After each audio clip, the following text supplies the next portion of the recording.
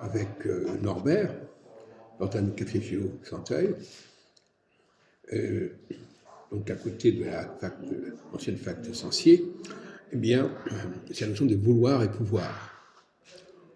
Alors là aussi, on a abordé ce problème-là lors de nos réunions du café philo McDo avec Loïc, Christophe, Majoub, Ahmed et Jean-Marc éventuellement, à savoir que celui qui veut, il peut prétendre éventuellement avoir atteint son but, mais est-ce qu'il l'a véritablement atteint?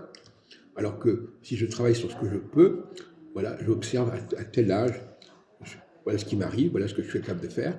C'est pas quelque chose que j'ai voulu, c'est quelque chose qui m'est tombé dessus. Et ce que je peux, c'est ce qui m'est tombé dessus. Ce que je veux, c'est ce que je veux projeter. C'est pas du tout la même chose. De la même façon, on a également abordé un autre problème. Est-ce que ce qui est important, c'est donner ce qui me coûte rien, ou donner quelque chose que j'ai payé, que j'ai acheté? Bon. Eh bien, effectivement, il vaut mieux donner des choses que l'on a soi-même, qui viennent de nous-mêmes. Mais ça, c'est masculin. Le masculin doit donner des choses qui viennent de lui-même.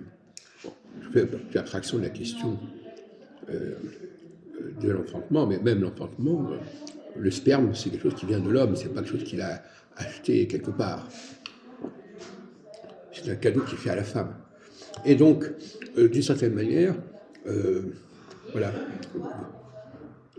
la femme va accumuler des biens qu'elle va pouvoir transmettre, et l'homme, lui, il a acquis une expérience, une connaissance, un savoir qu'il va pouvoir transmettre. Dans les deux cas, ça ne coûte rien, parce que de toute façon, on fait d'abord les choses pour soi-même, de manière un peu égoïste, mais cet égoïsme va permettre de réussir. Si je suis égoïste en train de travailler sur ma propre qualité de vie, qualité intellectuelle, automatiquement les autres vont en profiter. Si je suis égoïste en train d'améliorer mon cadre de vie, par la suite les gens peuvent en profiter, etc. Donc, c'est important, cette gratuité, moi j'appelle ça le troc. Je te donne des choses qui me viennent, qui me sont données à moi directement, et toi tu me donnes des choses que tu as acquis spontanément pour toi-même, mais dont tu peux profiter autrui. Voilà. Donc voilà un certain nombre de sujets que nous avons abordés. Et effectivement, Norbert, lui, il parle beaucoup de Pascal. C'est un spécialiste de Pascal, en quelque sorte. Et il s'est posé la question de savoir, c'est lui qui m'a interpellé là-dessus, d'ailleurs, c'est même pas moi qui ai posé le problème, de savoir quelles étaient les lois divines et quelle était la nécessité de ces lois.